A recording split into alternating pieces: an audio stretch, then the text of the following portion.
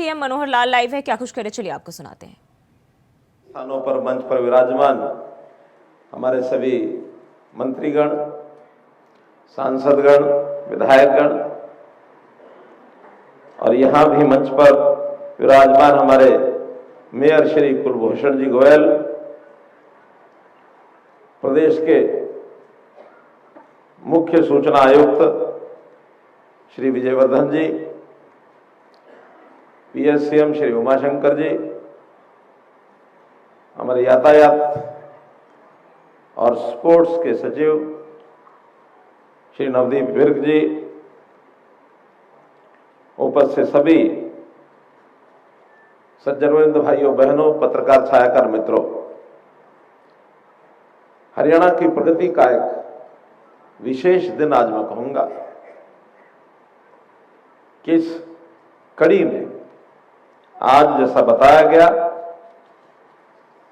कि कुल मिलाकर 679 ऐसे प्रोजेक्ट हैं जिनका उद्घाटन और शिलान्यास आज हो रहा है। कुल लागत आज के इस कार्यक्रमों की, जो हरियाणा अंत्योदय परिवार परिवहन योजना हैप्पी योजना को मिलाकर 4223 करोड़ रुपए की योजनाएं हैं जो जनता को समर्पित की जा रही है। आज का ये दिन और एक विशेषता, आज महाशिवरात्रि का दिन है और महाशिवरात्रि पर्व की भी आपको बहुत बहुत बधाई, बहुत बहुत शुभकामनाएं। और एक विशेष महत्व का आज पूर्व दिन है और वो है अंतर्राष्ट्रीय महिला दिवस। कल 8 मार्च को अंतर्राष्ट्रीय महिला दिवस है। हमारी बहनें, माताएं बड़ी संख्या में यहां बैठी हैं।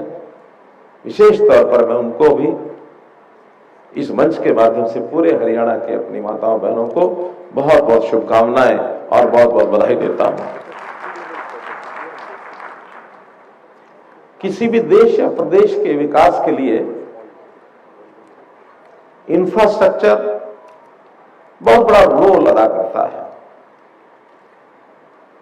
पिछले 10 वर्ष में पूरे देश में अथवा हरियाणा में इंफ्रास्ट्रक्चर की नई नई योजनाएं जो हमने शिलान्यास की, उनका उद्घाटन किया। ये भी हो सकता है कि कुछ शिलान्यास हमारी सरकार आने से पहले के हुए हो, उन्होंने तो शायद पत्थर लगा के छोड़ दिया होगा शिलान्यास का, लेकिन अंततः हमने उनका भी सबका उद्घाटन किया।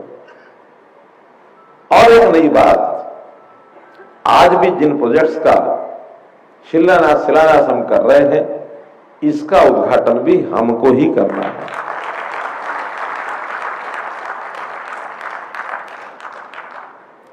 पिछले दिनों में जन संवाद के कार्यक्रम हुए और बाद में विकसित भारत जो संकल्प यात्रा, ये यात्रा शुरू हुई। देश भर के गांवों में, शहरों में, अरबान में सब जगह पहुंची। हरियाणा में भी लगभग 6500 कार्यक्रम हुए हैं। इन सब कार्यक्रमों में भी बहुत सी मांग, बहुत सी डिमांड्स ये आई हैं। उनको सबको हमने संकल्पित कर लिया, संकल्पबद्ध कर लिया। हजारों की संख्या में वो योजनाएं भी हैं। गांव की गली से लेकर के और नेशनल हाईवे तक बड़ी बड़ी परियोजनाएं भी उसमें हैं। उन सब पर भी बहुत तीव्र गति से काम चल रहा है। आचार संहिता लागू होने वाली है, तो आचार संहिता से पूर्व की जितनी हमारी तैयारी थी, उनका तो आज शिलान्यास, उद्घाटन सब कर दिया है। लेकिन 3 महीने, लगभग 2.5 महीने अब लोकसभा के चुनाव के कारण से आचार संहिता लागू हो जाएगी निश्चित। सीएम मनोहर लाल को अभी आप लाइव सुन रहे थे और बढ़ते हैं खबरों की। और लखनऊ से बड़ी खबर सामने आ रही है। अकबर नगर मामले पर कोर्ट का बड़ा फैसला, अतिक्रमणकारी 31 मार्च तक खाली कर दे इलाका, झुग्गियों को खाली नहीं करने पर चलेगा बुलडोजर। तो लखनऊ से बड़ी जानकारी सामने आ रही है, झुग्गियों को खाली नहीं करने पर बुलडोजर चलेगा। अकबर नगर मामले पर कोर्ट की ओर से बड़ा फैसला आया है। लोगों को मकान खाली करने के लिए 31 मार्च तक की मोहलत दी गई है। अदालत ने मामले में की टिप्पणी, कुकरेल के पास झुग्गी बस्तियां नहीं रह सकती। अदालत ने सरकार और एलडीए को भी दिए आदेश, वहां रहने वाले ईडब्ल्यूएस फ्लैट के लिए करे आवेदन। तो लखनऊ से ये जानकारी सामने आ रही, जो आवेदन करे उसे फ्लैट दिया जाए। तो अकबर नगर मामले पर कोर्ट का ये बड़ा फैसला सामने आया है और अदालत ने मामले में टिप्पणी की है, जहां 31 मार्च तक लोगों को मकान खाली करने की मोहलत दी गई है और झुग्गियों को खाली नहीं करने पर बुलडोजर चलाए जाएंगे।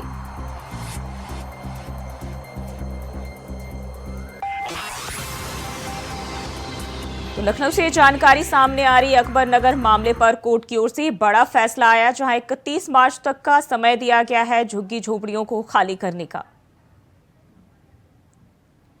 और इसी खबर पर ज्यादा जानकारी के साथ रमन मिश्रा लखनऊ से हमारे संवाददाता जुड़ गए हैं। रमन, अब अकबर नगर मामले पर जो कोर्ट की ओर से बड़ा फैसला आया है, क्या जानकारी है?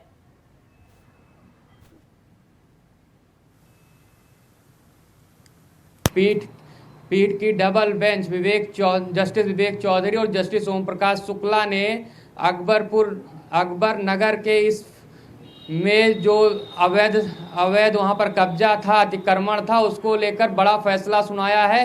31 मार्च तक पूरी जो इलाका है वो खाली करने का आदेश दिया है राज्य सरकार को, और एलडीए को आदेशित किया है कि 31 मार्च तक वो इलाका खाली कराया जाए। और साथ में आदेश दिया है कि जो भी झुग्गीवासी अगर ईडब्ल्यूएस मकान के लिए अप्लाई करते हैं, उन्हें 1000 रुपये में मकान फ्लैट अलॉट किया जाए और उसकी 10 साल की किस्त उनकी तय की जाए। और उसके बावजूद अगर 10 साल में अगर झुग्गीवासी या फिर लाभार्थी अगर किस्त नहीं दे पाता है तो 5 साल उन्हें और बढ़ाया जाए, राहत दी जाए। अगर उसके बावजूद अगर जो लाभार्थी है नहीं दे पाता है तो मुख्यमंत्री राहत कोष योजना या किसी और योजना के तहत उसे लाभ दिया जाए। आपको बता दें कि अकबर नगर मोहल्ला लखनऊ शहर के बीचों बीच में बसा हुआ है, गोमती नदी के किनारे बसा हुआ है। यहाँ पर कम से कम 1200 झुग्गियां हैं, साथ में 108 या 110 दुकानें हैं और 40 से 50 हजार की आबादी यहाँ पर रहती है। जब 21 दिसंबर को यहाँ पर एलडीए का बुलडोजर पहुंचा तो उसके बाद में एकदम से हंगामा सा खड़ा हो गया था, बहुत बड़ा मुद्दा बन गया था, जिसके बाद में आनन फानन में हाई कोर्ट ने स्टे लगाया था चलने पर। लेकिन जब विवेक साहू और समेत कम से कम 6 दर्जन याचिकाओं पर सुनवाई करते हुए वहां पर जस्टिस ने फैसला सुनाया है कि वहां पर खाली कर देना चाहिए, क्योंकि एनजीटी के जो दिशा निर्देश हैं कि जो आबादी है वहां पर 40-50 हजार की, वहां का जो मल और जो कचरा आता है वो सीधा नदी में गिरता है। और गोमती नदी है जो लखनऊ की जीवन दायिनी है, 50 लाख लोगों को पीने का पानी की व्यवस्था गोमती नदी से होती है। ऐसे में कहीं ना कहीं वहां से जो गंदगी आती थी उससे प्रदूषण होता था। ऐसे में अकबर नगर मोहल्ला खाली होना बहुत जरूरी था। जी, वही बताया जा रहा है कि जो भी लोग वहां थे उन्होंने स्वीकार कर लिया है कि अवैध तरीके से जो है कब्जा करके झुग्गी झोपड़ियां बना के वहां रह रहे थे। और साथ ही कोर्ट की ओर से कहा गया है कि अगर ये 31 मार्च तक खाली नहीं करते हैं तो बुलडोजर चलाए जाएंगे।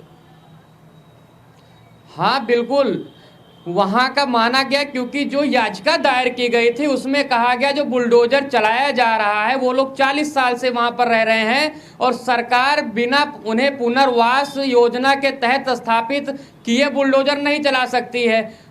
जब इस याचिका में कहा गया तो जवाब में एलडीए के जो वकील थे उन्होंने कहा कि सरकार ने पहले से पुनर्वास योजना का ऑफर उनके सामने रखा हुआ है। और ये बात तुरंत जो जज के सामने रखी गई तो जज साहब ने तुरंत फैसला सुना दिया कि इन्हें पुनर्वास योजना का लाभ दिया जाए और साथ में अगर 31 मार्च तक कोई खाली नहीं करता है तो बुलडोजर चलवाया जाए। जी रमन, बहुत बहुत शुक्रिया आपका तमाम जानकारी के लिए।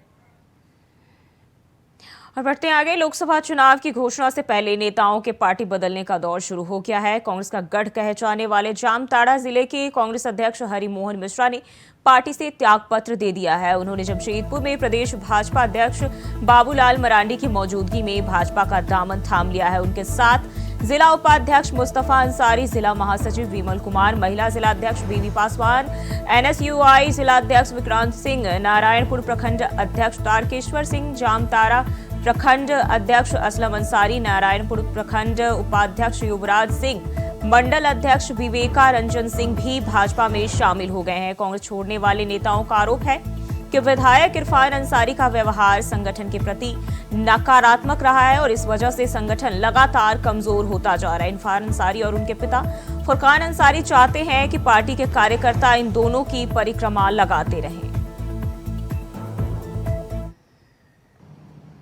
और आज ये मैंने दुख तो होता है, पार्टी में इतने दिनों से रहने के बाद लगभग 20 साल और काफ़ी पोस्ट भी हमने होल्ड किया है, और उसके बाद आज फिर दूसरे पार्टी में मुझे जाना पड़ा। इसका मुख्य कारण जामताड़ा विधायक हैं, उनके पिताजी हैं। जामताड़ा विधायक पार्टी को इस तरह जकड़ के रखा है कि मुश्किल है उससे निकलना। पार्टी निकल नहीं पा रही है। वो पूरी तरह से हर समय हर संभव चाहते हैं कि पूरी संगठन उनके पॉकेट में रहे, उनके इर्द गिर्द घूमते रहे, और मुझसे ये संभव नहीं था।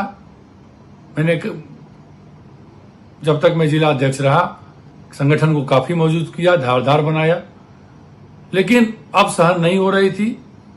विधायक की जो पीड़ा थी वो सहन नहीं हो रही थी। उसने काफी, जामताड़ा विधायक इरफान अंसारी ने मुझे काफी पीड़ा दिया है। जिला कमेटी के बारे में वो कह रहा है, ये अच्छी बात नहीं है। 5-6 लोग जिला कमेटी में नहीं हो सकते। देखिए, हरिमोहन मिश्रा जो है वो बहुत बड़ा नेता था और उसने काफ़ी चमत्कारी काम किए, ठीक है। कांग्रेस में चमत्कारी काम किए और अब भाजपा में गए हैं, तो वहाँ भी चमत्कारी काम करेंगे, मेरी ऐसी आशा है।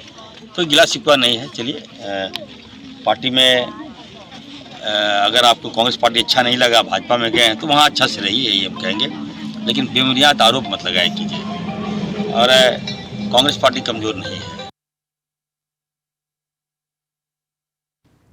तो यहाँ जो है जामताड़ा लोकसभा में जो है कांग्रेस को बड़ा झटका लगा है। लोकसभा चुनाव के पहले कांग्रेस के लिए एक बड़ा झटका माना जा रहा है। और इसी खबर पर ज्यादा जानकारी के साथ अजय कुमार पांडे हमारे साथ जुड़ गए हैं। अजय, लोकसभा चुनाव से जो है पाला बदलने का खेल जो है एक बार फिर से शुरू हो गया है, और अब जामताड़ा की बात करें, वहां भी कांग्रेस को बड़ा झटका लगा है। क्या जानकारी इसको लेकर?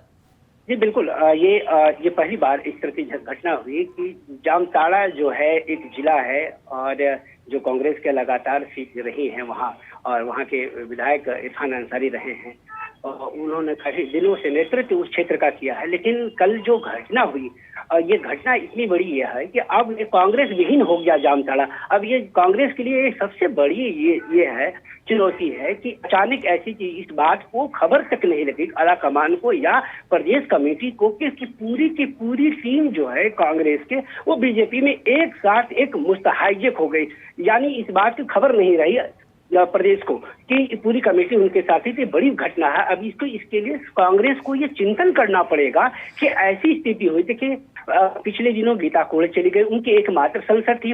इस बात की उनके कानों तक खबर भी नहीं पहुंची कि गीता कोड़ा वो जाएंगे, लेकिन वो अचानक चली गई। तो इन तमाम चीजों कांग्रेस को निश्चित रूप से लोकसभा के पहले ये बड़ी झटका है और बीजेपी लगातार इस समय ताकतवर हो रही है और कांग्रेस के धीरे धीरे टूटते जा रहे हैं। जी अजय, बहुत बहुत शुक्रिया आपका तमाम जानकारी के लिए। और पीएम नरेंद्र मोदी लाइव है, विकसित भारत यात्रा के तहत बातचीत कर रहे हैं। चलिए आपको सुनाते हैं। खुद ही मैं अपना बेनिफिट नहीं लूंगा, मैं और को बढ़ावा दूंगा, अपनी यूथ को इसके साथ जोड़ूंगा। धीरे धीरे करके मेरे साथ लगभग 100 बंदे सर जुड़ गए जो ये मधुमक्खी का काम करते हैं। 100 जोड़ने के बाद धीरे धीरे मैं सर आगे बढ़ा और 2023 में मुझे सर एफपीओ मिला और एफपीओ के मिलने के बाद अब हमारे पास सर कोई टेंशन ही नहीं। अब तो हम एफपीओ के थ्रू मार्केटिंग लिंकेजेस, एक स्टॉल लगाने पर सर हमें एक स्टॉल में हमने 1-1 लाख रुपए कमाया, और वो भी सर डिजिटली। हमें दिक्कत होती थी पहले जब एग्जीबिशंस में जाते थे, 1 लाख रुपए जेब में कैसे घूमते थे सर, क्योंकि आज हमारा यूपीआई सिस्टम है। आजकल हमारी 98% पेमेंट डिजिटली हो रही है। तो डिजिटली ट्रांसफॉर्म होने के बाद सर उसके साथ हम भी आगे बढ़े, देश के साथ हम भी सर आगे बढ़े। Thanks sir. नाजिम जी, जब पढ़ाई करते थे तब क्या सपना था? सर जिस टाइम पे मैं 10वीं जमात में था तो मेरा सपना, पहले घर वाले मुझे बोलते थे आप डॉक्टर बनो, आप इंजीनियर बनो, तो मैंने घर वालों का मैं नहीं सुनता था। मैंने सोचा सर मैं अपना दिल का सुनूंगा। तो मैं जब 2 बक्सों के पास गया था तो मैंने सोचा नहीं, मुझे डॉक्टर और इंजीनियर में इंटरेस्ट नहीं है, जो मुझे खुद लगे मैं वो करूंगा। और धीरे धीरे के सर करके मैंने अपना मधुमक्खी का काम संभाला। परिवार आपकी क्षमता को जानता था, आप डॉक्टर बन सकते थे, लेकिन आपने वो रास्ता नहीं चुना और आपने एक प्रकार से स्वीट रिवॉल्यूशन, हमने ग्रीन रिवॉल्यूशन सुना है, हमने व्हाइट रिवॉल्यूशन सुना है, आज मेरा कश्मीर नाजिम जैसे युवाओं के कारण स्वीट रिवॉल्यूशन का नेतृत्व कर रहा है। बहुत बहुत बधाई। अच्छा नाजिम जी, आपकी इस पहल में, जैसा आपने बनाया, सरकार की योजनाएं रही, लेकिन शुरुआत में शायद सरकार में योजनाओं का लाभ लेने में दिक्कत आई होगी, या सरलता से आपको समझ आया, मिलता गया? सर 2018 की बात अगर मैं करूं तो मैं पुलवामा, बारामूला, गांधरबल, अनंतनाग सब डिस्ट्रिक्ट्स में गया सर, क्योंकि मेरी तड़प थी कि मैं इस मधुमक्खी के काम में काम करूं। मगर कहीं पे मुझे उस टाइम पे सपोर्ट नहीं मिला। मैं एक बंदे के पास गया, लास्ट में डिपार्टमेंट ऑफ एग्रीकल्चर के पास गया और उन्होंने मेरा हाथ थाम दिया और सफर आगे बढ़ता रहा। नाजिम जी देखिए, मधुमक्खी का ये व्यवसाय जो एक बिल्कुल नया क्षेत्र होता है और आप बहुत आसानी से कर सकते हैं, और उसके कारण फसल को भी बहुत फायदा होता है। यानी मधुमक्खी एक प्रकार के आपका फार्म लेबरर के रूप में भी काम करती है। तो आपके मधुमक्खी के इस काम के कारण किसानों को समझ आ रहा है कि आप उनकी भी मदद कर रहे हैं। सर बिल्कुल, जब भी हम आसपास आज मधुमक्खी डाल रहे हैं, हमारे घर वाले बोल रहे हैं आपको जमीन चाहिए हम दे देंगे, आपको कोई सपोर्ट चाहिए हम दे देंगे। आपका ही फायदा नहीं जा रहा है बल्कि हमारा भी फायदा हो रहा है। इसलिए जब भी हम राजस्थान में जा रहे हैं, हम कोटा में जा रहे हैं सर, हम यूपी में जा रहे हैं, वहां हमें जमीन मुफ्त में दिया जाता है ताकि आप यहाँ पे लगाइए, हमारा फसल भी बढ़ेगा, आपकी आमदनी भी बढ़ेगी। नाजिम जी, आप इतना सारा करते हैं, एक सुझाव मैं देता हूं, और आप ऑनलाइन भी करते हैं। सेंट्रल एशिया में जो हनी होता है, उन देशों में हनी, क्योंकि वहां भी ये हिंदू कुश पर्वत है सारे, वहां भी हिमालय की तरह ही सारी पर्वतमालाएं हैं, वहां की हनी का एक प्रकार अलग है, और मैं मानता हूं कि आप ऑनलाइन उसका स्टडी कीजिए। दूसरा, वे लोग अलग अलग टेस्ट के लिए अलग अलग फूलों के बीच में अपनी मधुमक्खी का पालन करते हैं। उसके कारण जो हनी मिलता है, उसकी स्मेल, उसका टेस्ट उस फ्लावर जैसा मिलता है, तो उनको बहुत बड़ा मार्केट मिलता है। मैं चाहूँगा, भारत में भी बहुत प्रयास हो रहे हैं, उत्तराखंड में भी बहुत सफलतापूर्वक प्रयास हुए हैं, और नाजिम जी आपने भी जरूर ऐसा किया होगा। सर हमारे जो कश्मीर का हनी है, बाकी जो स्टेट्स का, न्यूजीलैंड का, जो अदर कंट्रीज़ का हनी है, हमारे भारत का हनी इस टाइम पे नंबर 1 है। हमारे कश्मीर का एकेशिया पूरी डिमांड है सारी वर्ल्ड की सर। हमारे एकेशिया सर पहले 400 रुपया केजी था, इस टाइम पे वो 800 रुपये, 1000 रुपये तक पहुंच गया। नाजिम जी, आपसे बात करके बहुत अच्छा लगा। आपने जो पहल की उसमें बहुत स्पष्टता और साहस चाहिए, और आपको स्टूडेंट लाइफ में इतना विजन आपका क्लियर होना, ये अपने आप में बहुत बड़ी बात है। मैं आपके माता पिता को भी प्रणाम करता हूं जिन्होंने आपकी ऐसी परवरिश की, और आपने हर चुनौतियों को चुनौती देते हुए डट करके सामना करते हुए आप प्रगति कर रहे हैं। आप देश के नौजवानों को दिशा दे रहे हैं, वरना वो इंतजार करके बैठता है मेरे पास कुछ नहीं है। आपने इंतजार नहीं किया, आपने छोटी सी शुरुआत की और आप आज देश की ताकत बन रहे हैं। मेरी तरफ से नाजिम आपको और आप जैसे युवाओं को मेरी तरफ से बहुत बहुत शुभकामनाएं। Thank you sir. सर एक गुजारिश है मेरी सर, एक बार सर मैंने 2023 में KVIC के डिपार्टमेंट में सर मैंने वहाँ पे एक सेल्फी ली थी, सेल्फी विथ मोदी जी, मगर आज मुझे जी चाहता है कि सर उस सपने को भी मैं साकार करूँ, उसको भी पूरा कर सकूँ। चलिए मैं कोशिश करता हूँ, मैं एसपी जी के लोगों को बोलता हूँ, बाद में आपको इस तरफ ले आएंगे, जरूर मैं आपके साथ सेल्फी लूंगा। शुक्रिया sir, thank you sir, thank you.